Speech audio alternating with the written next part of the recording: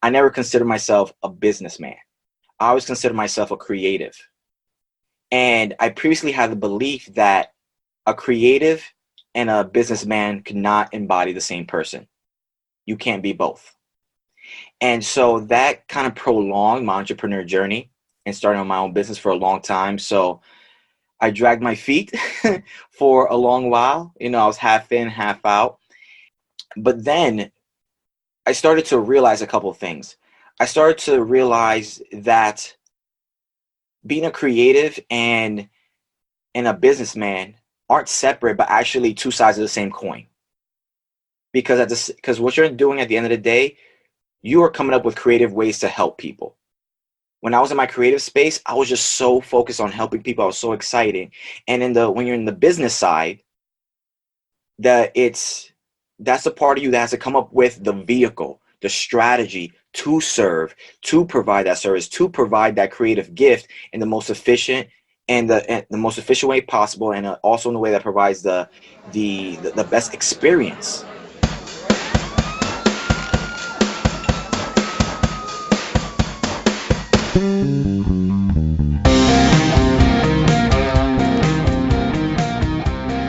Hello, folks, and welcome. We're in for a fun mastermind session today because I am joined by Pablo Rosario. Pablo is a men's dating and relationship coach that helps single men become better at meeting and connecting with women. He's spoken all over the U.S. and Canada and has put together numerous dating resources that have helped over 800 people in 71 countries. Prior to this, he was a program director putting on conferences for CEOs and entrepreneurs all over North America. Now he coaches them on how to improve their romantic lives by improving themselves. Pablo, welcome to the show, my friend.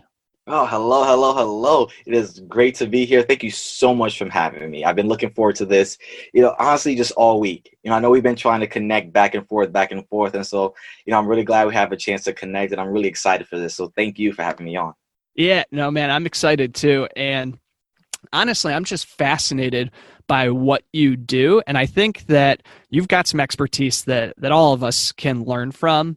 And we were talking a little bit before we hit record, and I'm a married man, so I'm not really in the need for dating advice per se. And I know we have women in our audience as well who heard that intro and they may be like, well, what's this got to do with me?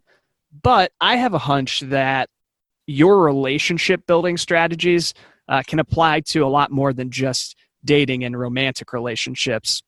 And I also think that this is a badass business that you've got going on here. So I want to understand a little bit about your journey into getting to this point. So I'm excited for the conversation.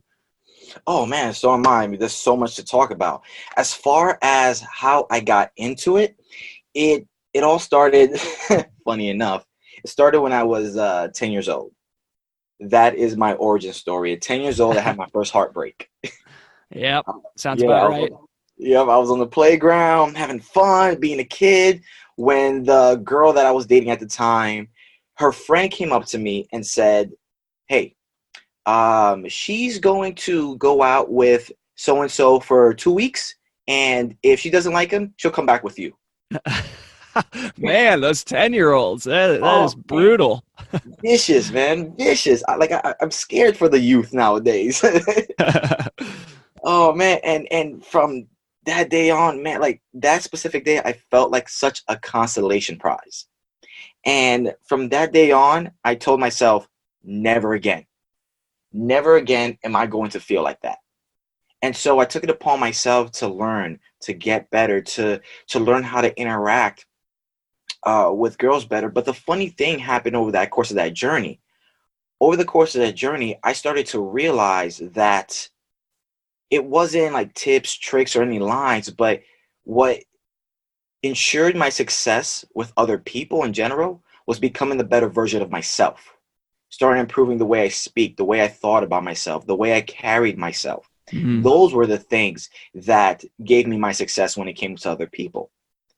And, what ended up happening was I joined the mastermind group of Neil Strauss, who was a New York Times bestselling author. And through a series of fortunate events, he heard the fact that I was giving advice. And through, one thing led to another. he ended up offering me a position in Los Angeles, which I happily took. And so from then on, that's where, my journey began professionally, just helping people become the best version of themselves, helping them actually, through improving themselves. That's what I believe. Anything in life, essentially, it starts with you becoming a better version of you in order to have it. And, what that ended up happening was I started to lean into my gift. I'm very much the ambitious type, the type that wants to do better, wants to do great, wants to, build something for himself. And me, myself, of course, I always wanted to start my own business. It's my family. It's in my family blood. Between my mom, my aunt, I have cousins, my grandfather, everyone started their own business. Now, the thing for me, my trouble was that I never considered myself an entrepreneur. I never considered myself a businessman. I always considered myself a creative. And I previously had the belief that a creative and a businessman could not embody the same person. You can't be both. And so that kind of prolonged my entrepreneur journey and starting on my own business for a long time. So I dragged my feet for a long while. I was half in, half out. But then I started to realize a couple of things. I started to realize that being a creative and a businessman aren't separate, but actually two sides of the same coin. Because what you're doing at the end of the day, you are coming up with creative ways to help people. When I was in my creative space, I was just so focused on helping people. I was so excited. And when you're in the business side, that's the part of you that has to come up with the vehicle, the strategy to serve, to provide that service, to provide that creative gift in the most efficient and the most efficient way possible, and also in a way that provides the best experience. And so I've been doing that for a little while now, and it's been quite the journey. Definitely a lot of learning lessons. And I like to say that I've developed my own personal perspective on building a business. So I'm lucky enough, I'm in the position where I get to have my cake and eat it. Yeah, and I think that's the case for almost all entrepreneurs. You got preconceived notions of what it means, to be a businessman, to be a business owner, and then once you get into it, and this is true probably with all aspects of life, that you have preconceived notions of what it means to be in different roles, but until you're actually in it, you don't really understand what that means. And one part of your journey that really caught my attention there that I'd love to dive into is that you mentioned that you were part of Neil Strauss's mastermind. You had signed up for that, and then through a series of events, he heard that you were giving advice or talking about different things and became interested in actually hiring you. So it's like the mentor becomes the mentee. And so out of curiosity, what was it that you were doing or talking about that led to him being interested in actually hiring you or offering you that position to work with him? So I was given advice on online dating, specifically Tinder. What happened was that, so prior to working with Neil, I was an inside sales agent for a satellite TV company, just selling, cable all day. And with that job, I just ended up having the same conversations over and over again for 10 hours. And so while I was doing that, I was on Tinder. And then after practicing for 10 hours almost every day, you get good at it, good at anything actually by doing that. And so that's the kind of advice that I was giving. And at the time, and I'm so excited about this conversation. And the reason why I say that is because what I'm about to say is a perfect example of spotting an opportunity and filling in that gap and using that as a way to get noticed and get where you want to be. Because what happens, so Neil Strauss, he was very popular within the dating community. He's looked at as one of the head figures there. However, online dating is something that was new and something that he did not have as much experience in. And so in seeing that opportunity, I was able to position myself. I saw something that he wasn't able to do, something he wasn't doing at the time, something that I was doing at a high level. And then I presented myself, took advantage of that opportunity, and that's how I got on his radar. And you can make that same parallel for almost anything in life. It's just having the ability to spot opportunities. and spot places where you can fit in, and then go ahead and do that, which is why and how I was able to, take advantage of that opportunity. That's awesome. And I think that it goes back to what you were saying also about thinking of yourself as a creative, not a businessman. That, and as you mentioned, is it's two sides of the same coin, but being able to have that creative outlook where you see those opportunities to not just create a business, an opportunity in sense of like, okay, there's an opportunity for money to be made here, but there's an opportunity to create something that is new and different that's going to help people. I think that's probably the most important part of the equation, is being able to understand where you can add value.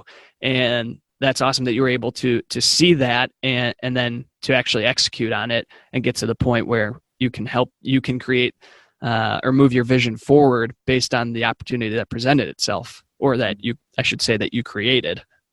Mm-hmm. Yeah. And you said a very, very important phrase there, which is finding ways to give value. When I first started my business journey, I was using the wrong metric of success. I was looking at other people and, like, okay, I don't do marketing. Okay. I'm not a web design guy. I'm not, a numbers guy. And so those were the ways that I thought in the business world that you provide value. However, though, what I ended up doing was taking a look at what I could do and seeing how that could apply to other people. The funny thing is, so when I first got the job, I was 26 years old. And essentially my job at the time was being the program director and pretty much overseeing 100 CEOs and entrepreneurs. These are guys that 6 figures, 7 figures. And at the time, I just moved out of my mom's house. And so I'm sitting there thinking, what can I do of value for these guys? I don't have a business background, not a numbers guy. Like, how can I be of service to them? And so, I just what I ended up doing was just saying, hey, you know what? These are my skills. These are the ways in which I can provide value. And then I leaned into them 100%. And so even though at the time I wasn't in the position, I didn't have the knowledge to be able to maybe talk marketing or business strategy. However, I was able to help them with their social life, with their communication, with their ability to interact with other people. That was the way I was able to help them. And I leaned into that, and I doubled down on that strength. And what ended up happening was that I realized that people found that valuable. The things that we think are not that important, that people won't find it interesting, people will find valuable. The things that you can do, like I firmly believe the way the world works is the things you can do, there are other people who are in need of it, no matter what it is. And in my case, it happened to be people skills, specifically in romance. I like that you bring that up, because it also reminds me of advice that I've recently come across, but intuitively, this, we all know this, but it's hard to step back and look at our own lives from this perspective. And I was reading Russell Brunson's book, Expert Secrets, and he talks about how the things, and it's basically just a different way of phrasing what you just said, the things that come easy to us that we don't even give a second thought of, other people struggle with tremendously. And there are people out there who struggle with that, and they are willing to pay you to learn how to do that thing. And it's so hard for us personally and individually to be able to take a step back and realize that, because it does oftentimes come so naturally that we don't even think of it as a skill that we can teach somebody else, because it's just part of our everyday life. So the fact that you recognize that, and then you actually were able to go and act on that and start adding value to other people by teaching them those skills is just, I love seeing the examples of that in real life, not just reading it on the pages of a book. Yeah. And once I realized that, that's when I started to get my confidence as a business owner. One of the questions that I think all of us fight with is, am I good enough? Will people find this valuable? And the minute I realized what you just said, that people are willing to pay for stuff that comes fairly naturally, then like, oh, okay, then all right, so then I can do this. I can do this. And then all you need is just one person to pay you that $1. It's funny. There's an analogy that I read somewhere. I forget where I get it, but essentially, obviously, you're not for everybody, which is okay, and you just want to present yourself in front of the people that want what you have. And so the analogy I have in my in my head is, Probably works in both cases. it kind of does sometimes. Funny enough, it does, because there is that parallel, and this is it. So essentially what you're doing is ringing a bell. You're ringing a bell and seeing who answers. And that bell is tuned to a specific person. So whether it's relationships or business, it's about leaning into what you have, what you do, ringing that bell, and not really focusing on who doesn't come, but just knowing that that bell is for somebody and they're looking for you. They're listening for you. Someone out there is waiting for what you have. And it's a matter of putting yourself out there and you two meeting. Mm-hmm. Yeah. And oftentimes we're so scared of the flip side of that, is of the people who that bell does not resonate with, the people who aren't going to come. But at the end of the day, those individuals, I've learned this with the podcast as well, because when I was first getting started, I had a lot of fear around what people might think, and specifically people that I knew, people within my world that this might not resonate with. Mm-hmm. And it was never my fear that I might get, some random person trolling me, or somebody who I don't resonate with, and they say some negative things. That didn't bother me as much as, the friend I had, in my head, I was saying this, who I knew was not going to vibe with this and was probably going to talk shit among other people. And like that held me back for a while. But what I realized is that in reality, and it took me getting started and going through the process to really learn this, but in reality, the people who it doesn't resonate with, they just ignore you. They turn it off and don't tend to really care much about it. Maybe they are saying something that I don't know about, or maybe there's things that have gotten back to me. At the end of the day, that is such a minor aspect compared to the people that do resonate with the message and that I can help, and the friendships that have come out of it, the relationships that have come out of it, because those are the people who it resonates with, and they care way more than the people who it doesn't resonate with. It's just our human nature is not to spend a lot of time on things that we just don't care about. So that's my little tangent 2 cents on that perspective as well. Yeah, no, yeah, you're right. Listen, you're not pizza. You're not gonna make everybody happy. Yeah. that's what I tell my guys when I coach them. Like, listen, you're not pizza. You're not ice cream. You're not gonna make everyone happy. All right. Amen. And also, like, this is also what I like to say, right? All right. So, or I always like to pose this question, right?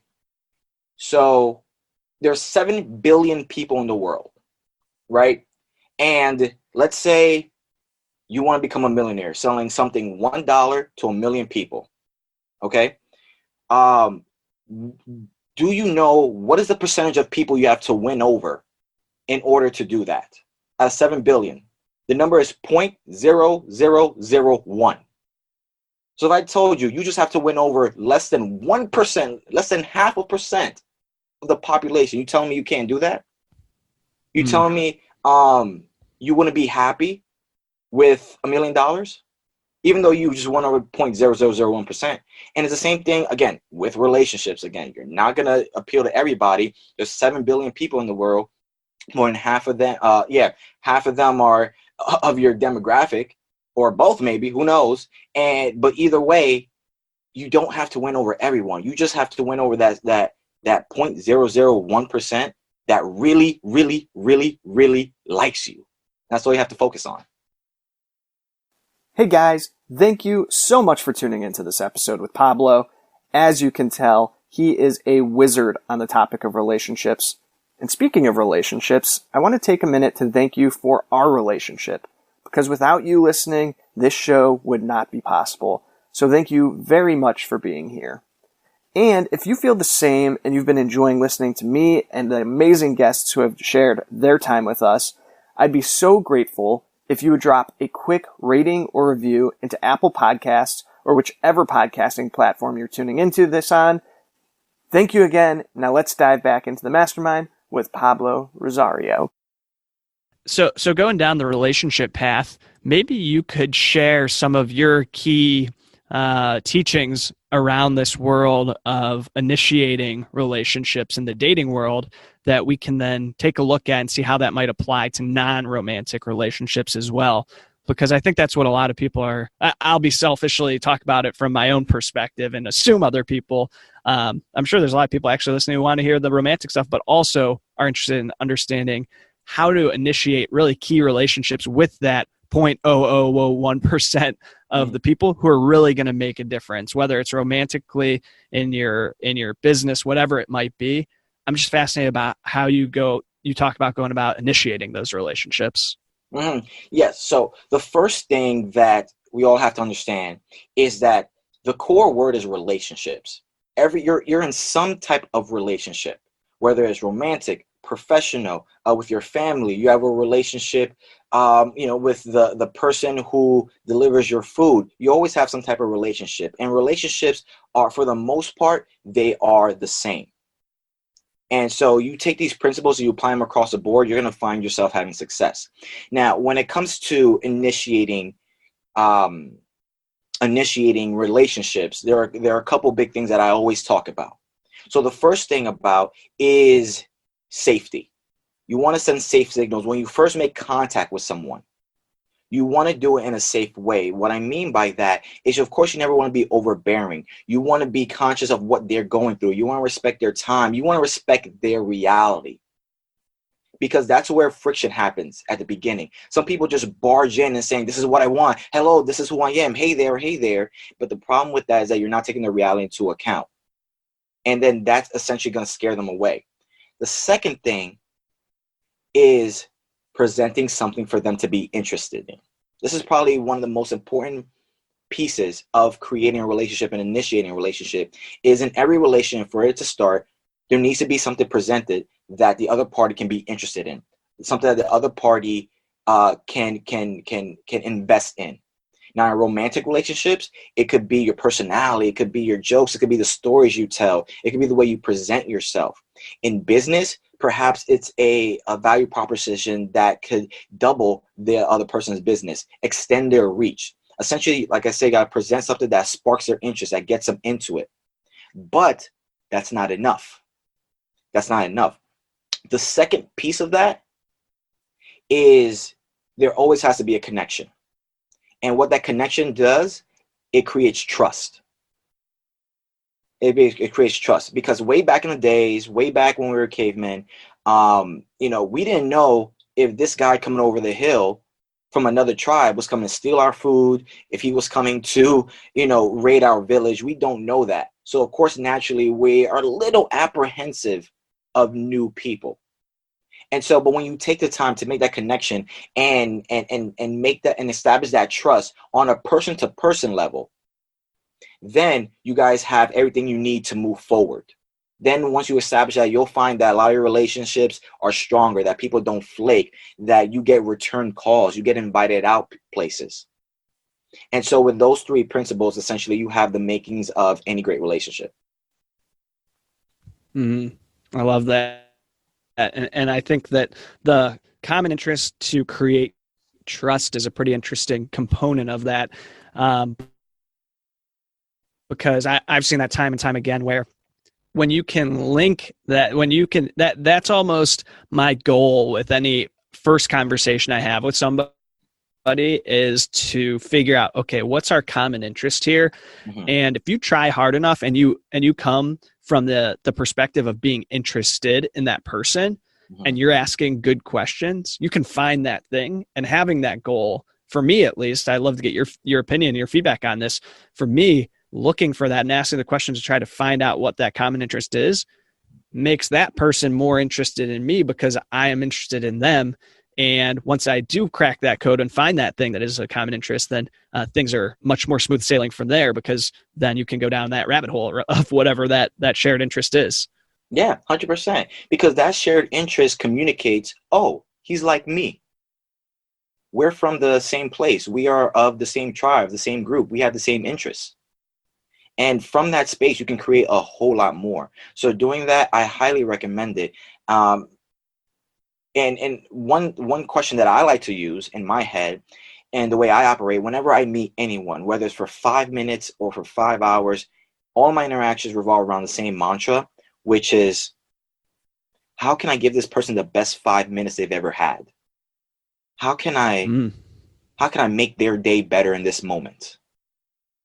If you operate from that across all your relationships, you're going to find that you're a very likable person because you're a giver.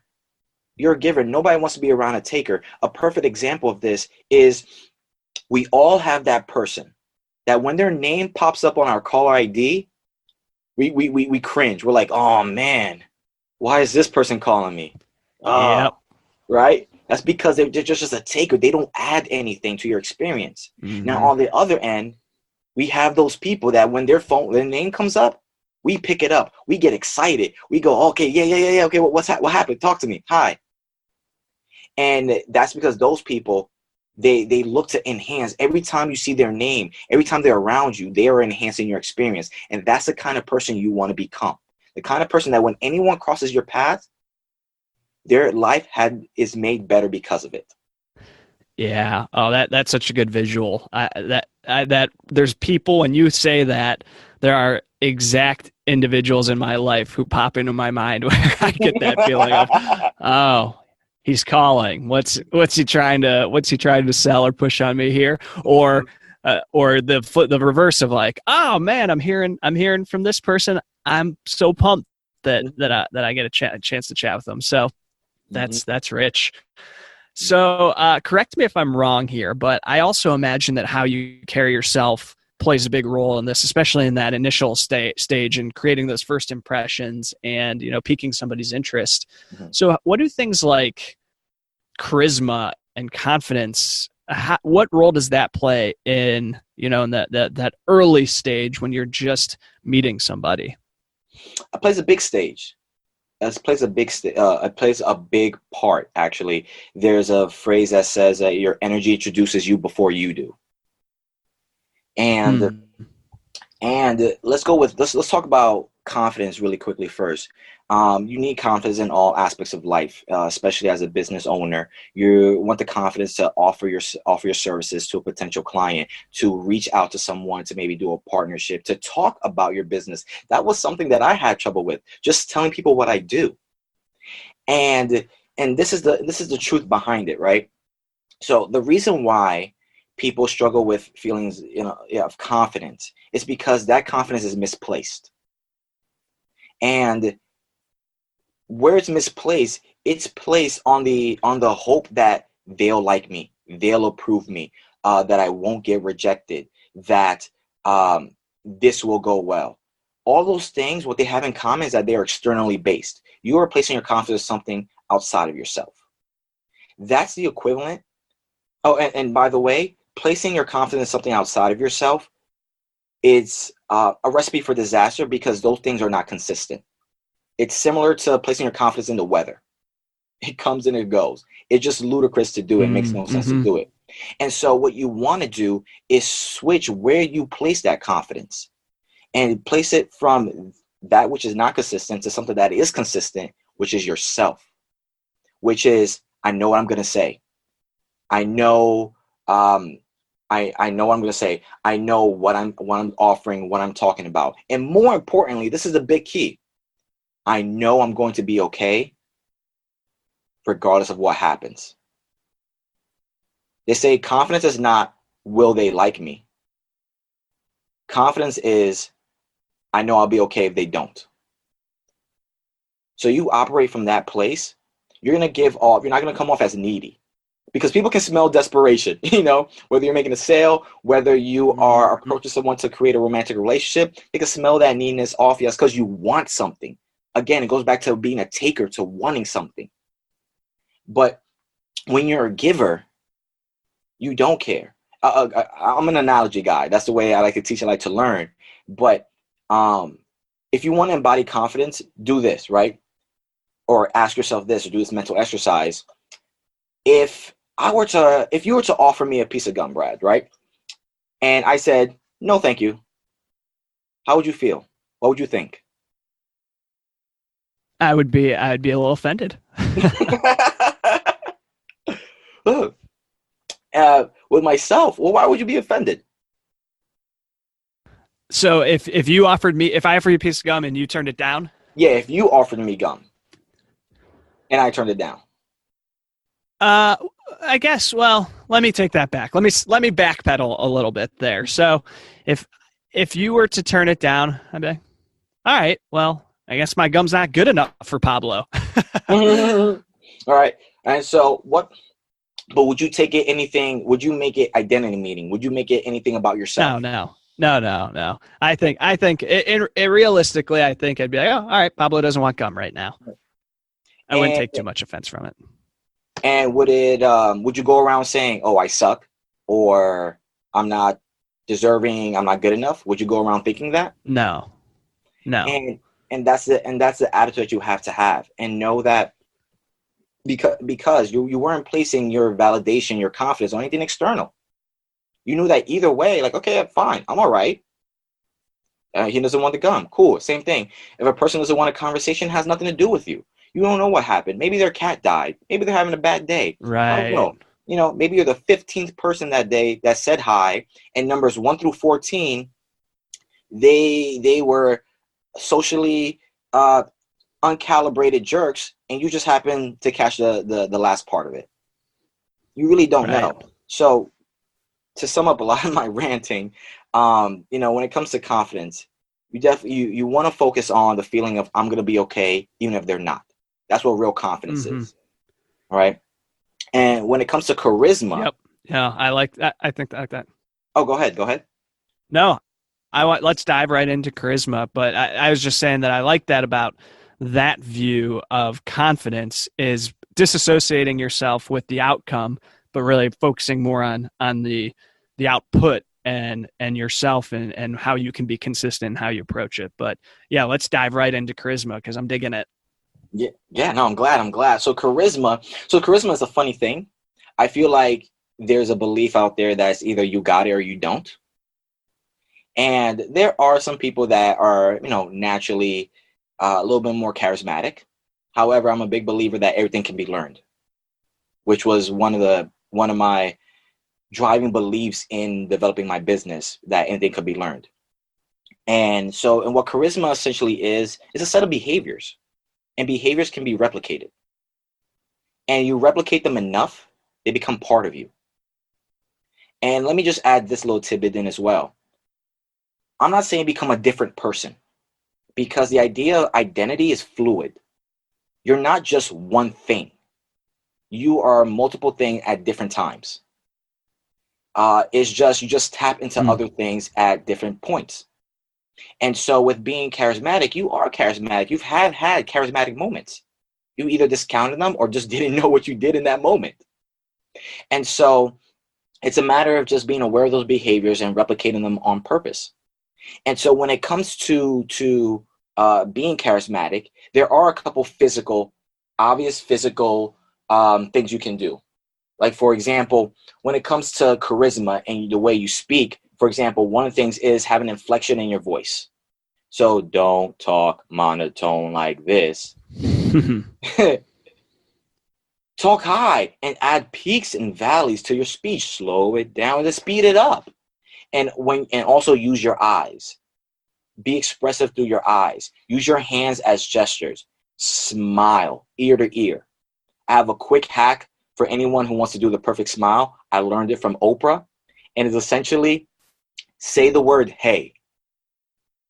Once you say hey, go in the mirror and say hey, and whatever that smile produced is your perfect smile. I love that. Yes, Oprah. Yes. Yes, as I'm telling you, even Oprah can teach you how to do well in your dating life. But yeah, so those are a couple of physical things you can do. Another thing, as far as like personality traits and as far as being charismatic, having a little bit of theatricality to you. People like to be everyday normal people.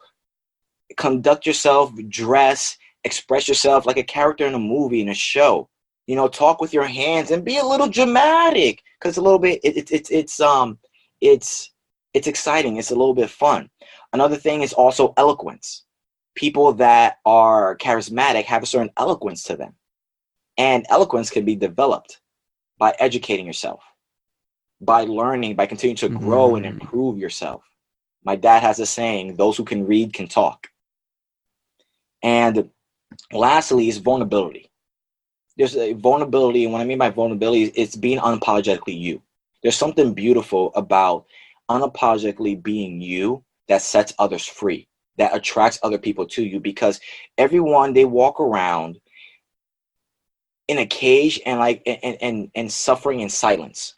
Because I feel like people, they walk around wishing they can really express themselves. But for some odd reason, some fears prevented them from doing that. Possibly fear of being judged, possibly fear of being ostracized, made fun of, or any one of many other things. And they walk around that fear. But when they see someone being themselves, being vulnerable, it gives them permission to do the same. And in a way, you gave them a gift. You gave them that key to do the same.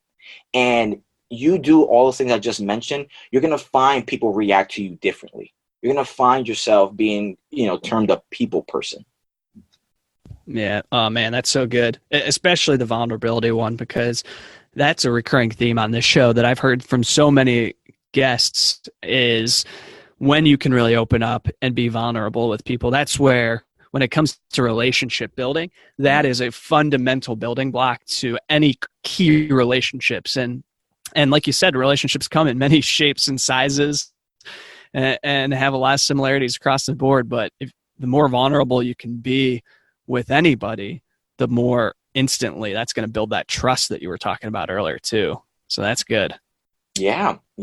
Because they know you're being real. You're not trying to pull anything over on them. For sure. Yeah. I mean, it's all across the board. I mean, whenever you're buying services, you hope the person's being honest and upfront with you. And the same thing in relationships. You hope that the person that you're meeting is it's being themselves, and that makes you trust them. Yep. And exactly like you said, you hope that, and by being vulnerable with them and allowing them to be vulnerable back to you, opening up, being the person who takes the first step in that openness and within that relationship will help open that door up so that they can be vulnerable with you. And then it moves from, hoping that they're being real with you to seeing truly, okay, wow, this person's coming from a very honest, raw spot within them. I do trust them, and I do like this person because of how they're presenting themselves openly to me. Because people can sense it. I think, especially in business, like, this person's a little too confident. This something's off. My spider senses are tingling, and there's something inauthentic about this person. And however, though, on the other side, when you are vulnerable and when you do that, you make it okay for them, because this is again, this is why I love these conversations. Like I mentioned before, the creative and the business side is two sides of the same coin. And one thing that I realized is, when a person is coming to me asking for my services, that's a moment of vulnerability. They're asking for help. They're saying, like, hey, listen, I'm lacking in this. And it's not easy to admit. And so you have to match that. You can't take that for granted. For people, anytime you've been turned off by a company or a brand, I would argue that part of the reason is because you came to them with a genuine need and a genuine, wanting of help. And then they did not honor that. They did something where they betrayed your trust, and they didn't value what it is you were bringing. And so I find myself, you can do that in relationships, in business and romantic, when you realize that, and when you see that people are coming to you on that, and you honor it, man, it just goes beyond anything superficial. I mean, that's how you develop loyalty across the board. Not only brand loyalty to company, but in a relationship. I'm talking about, like, listen, you and I, we're riding a die until this thing falls off. Yes, sir. Yes, sir. So we talked a little bit about confidence. I know you have some resources that you share in terms of how people can help build their confidence. Would you mind sharing what you've got out there, Pablo? Yeah, sure. And so, like I said, I mean, the confidence thing is something a lot of people struggle with. And so while it is something that, takes a little bit of time and, you can do the work over a good number of years, what I ended up doing, I created something that gets you a big jump start within 5 days. And so what I'm doing is I'm running a 5-day conversation challenge where essentially over the course of the 5 days, you'll get little homeworks, little assignments, little training that systematically build up your confidence and actually show you how to start conversations in a low risk and an engaging way. And, as a thank you, for having me on and everything, I'm definitely going to share the link with you, Brad. Also, anyone, if you want to peep it, just go to my website, which is pablojrosario.com. You'll also find it there.